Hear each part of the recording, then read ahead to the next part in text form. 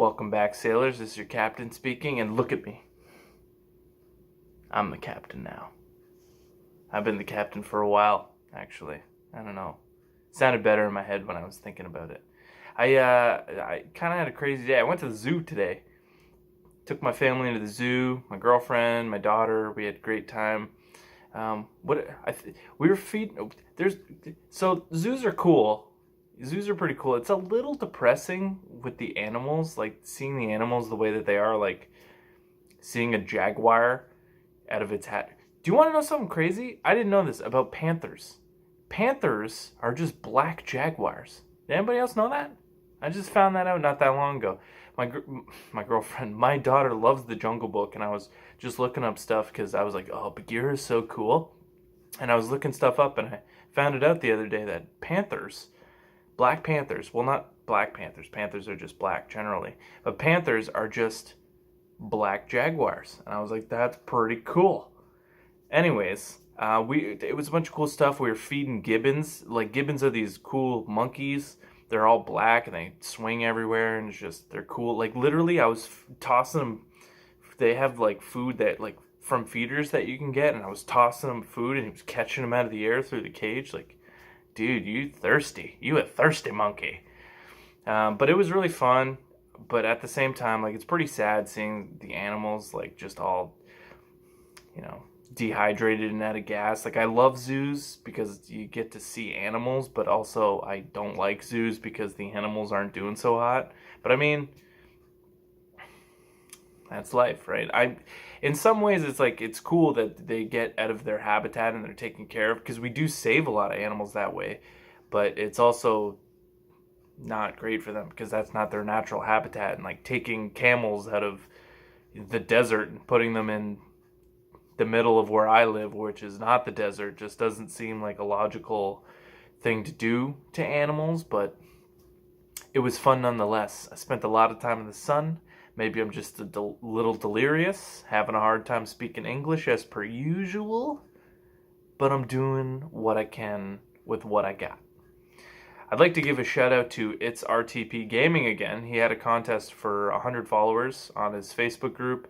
He's a streamer on Twitch and all over the place, I believe. I actually don't know if he's streaming on Twitch, but I know that he's streaming off of Facebook, and he's doing pretty good for himself. He's getting lots of views in there, and I'm proud of the guy. He's a good gamer. He's a good buddy of mine. I'm very proud of him.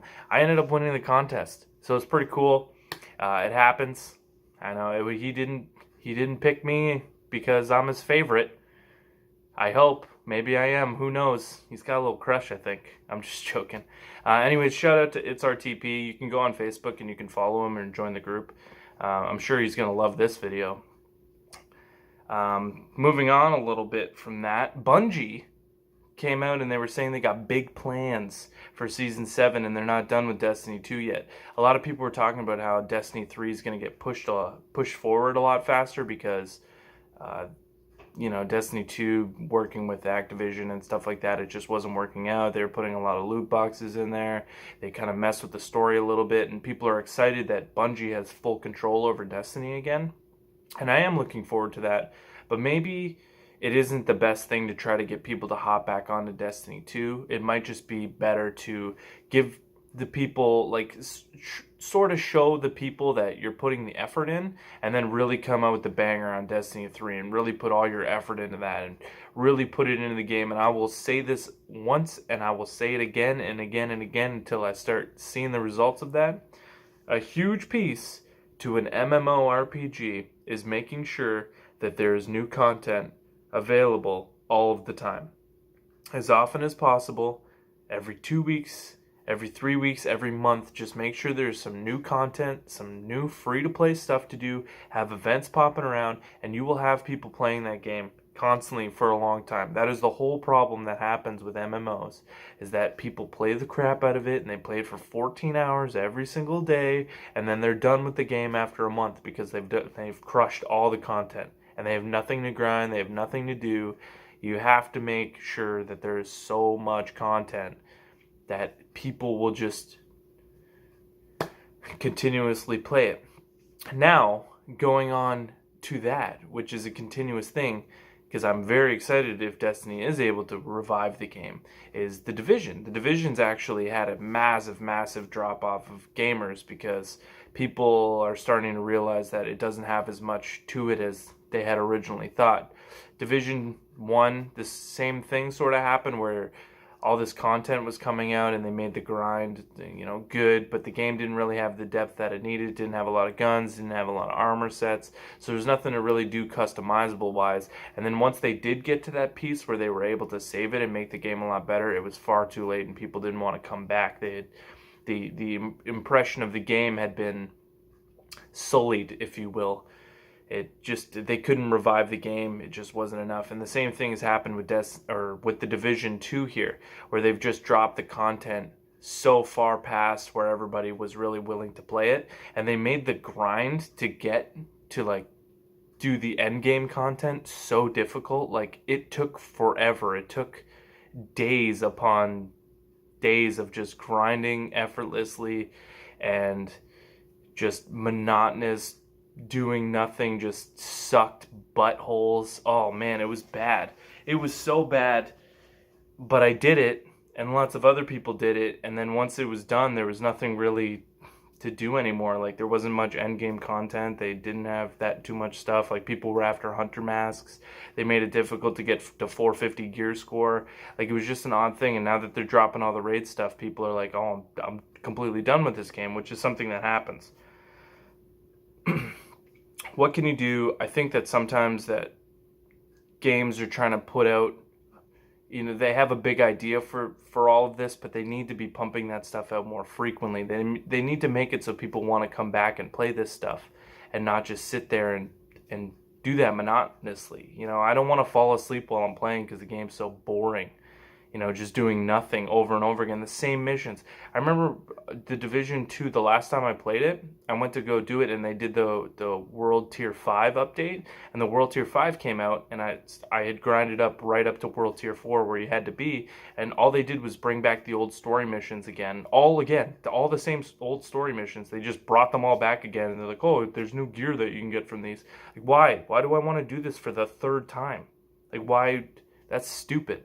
I don't want to do this for the third time just to get some better gear. And it wasn't even better. It was just green. But, again, I'm not the one designing these games, and I guess they thought that was the better idea. But it didn't work. Massive player drop-off. People aren't sticking around. And now that they've dropped the raid, and the raid was pretty good, it got, from the people that were playing, they liked it, but it just wasn't enough to keep people around. Another thing that came out the other day was there was a big rumor. Like, there was a bunch of rumors that were coming about PS5 getting its release date in 2019, and there was a lot of talks about it. And then there was this big video that surfaced, and it was just showing PS5 being like just this awesome looking console. It looked kind of like the original PlayStation, and it had VR built in, and it had all these cool things. Like, it was just a crazy device that they had made, and the controllers just looked beautiful, but it was all fake. I'm telling you right now, Sony, you will know when Sony's dropping the PS5. First of all, they're not going to just they're not just going to let that slip out. It's either going to get introduced at E3 or some big event, but it's not just going to get slipped out on the internet. Trust me when I say that. It just will not, that will not happen ever. It's too big of the company's too big to allow something like that to happen. Anyways, the video was fake. Well, it wasn't fake. It was a real video, but just everything that it had involved was just taken from concept ideas, and they even put it at the bottom of at the end of the video. They're like, these ideas are not associated with PlayStation, and all that stuff. Like, just one of your typical 4 to 5 dentists recommend this. Oh, if you experience tooth pain, headaches, sore mouth, broken teeth, broken tongue, like, it's just a bunch of crazy stuff. I don't know. I'm going off right now, but it was a fake video. And it was cool. Like, all the stuff was cool. The controllers had these like screens on them, like where it was displaying the PlayStation menu. Like, it was awesome looking. Everything was awesome looking. And maybe those are ideas that are being shot around, but none of it is official. So take it with a grain of salt. But I promise you that PS5, if it gets announced, it will be at a big event and it will blow everybody's mind, just like they do every time. So just don't worry. It's happening.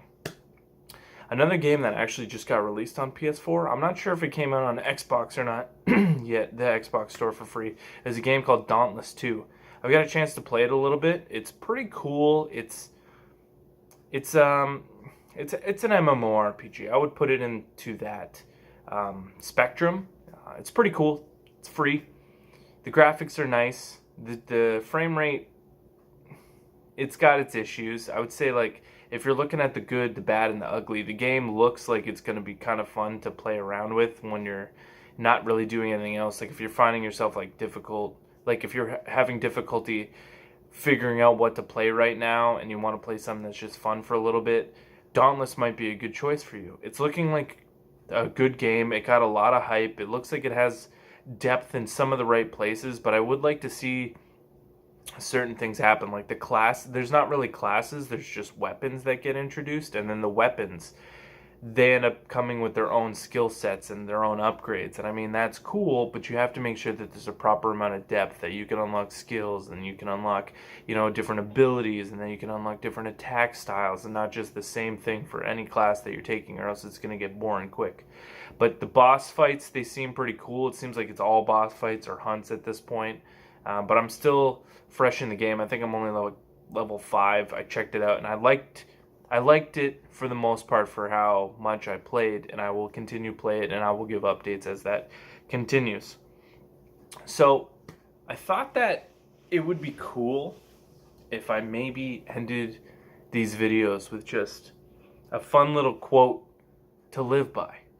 Just a fun little thing to just keep in mind about life and about just having fun and being able to laugh at yourself and laugh at those things. So I got a cool quote. It's from John Wayne. John Wayne is an actor. He was in a lot of cowboy movies. I think he's the guy that was like, "Reach for the sky, pilgrim." That's a Family Guy joke, so I don't really know. I've never seen a John Wayne movie. I don't really like cowboy movies, but I'm pretty sure that he was a cowboy and he was into that sort of stuff. But anyways, here's the quote. And it says, "Life is hard. It's harder when you're stupid." I like that quote for many reasons. The biggest reason being that it's absolutely 100% true. And it's not impossible to be smart. Like, a lot of people probably think like, "Oh, I'm not smart." I'm not smart. I know that I'm not smart. But I think that that's the first step to realizing that you don't have to be smart to make it in this world. You just have to not be dumb. And not being dumb just means being open-minded. Being open-minded is one of the most important things that you can do in this life. Just having the ability to realize that you can be wrong or that you have wronged lets you open up yourself to being able to learn and being able to adjust. And that's a massive thing that people tend to forget. They think that they read something and that they just automatically know about the subject, and they think that they know something from experience, but life can be surprising. It's just one of those things. The sooner you realize that you don't know everything, and the sooner that you realize that you really know nothing, just like everybody else, we're all just a bunch of dumb idiots walking the earth thinking that we know stuff when we don't know nothing. Even saying it like that sounds like I'm a lot dumber than I am. And that's because I am dumb. But as soon as you realize that stuff, you can start to open up and you can really learn and you can really adjust. And that's how the greatest minds, that's how they work. That's how philosophers worked. That's how the smartest scientists work. They were open to the concept that everything that they learned might not be right. And then you start to experiment and you start to learn, you start to adjust, and then things get better. Because that's the way that things go. Anyways, I want to appreciate everybody for watching this video. I hope that you liked my little quote at the end. I hope that you enjoyed me diving into my opinion on it, and I hope that you enjoyed my opinion in the first place. I hope that my information was informative, and I hope that you have a great day. Thanks, everyone. Bye.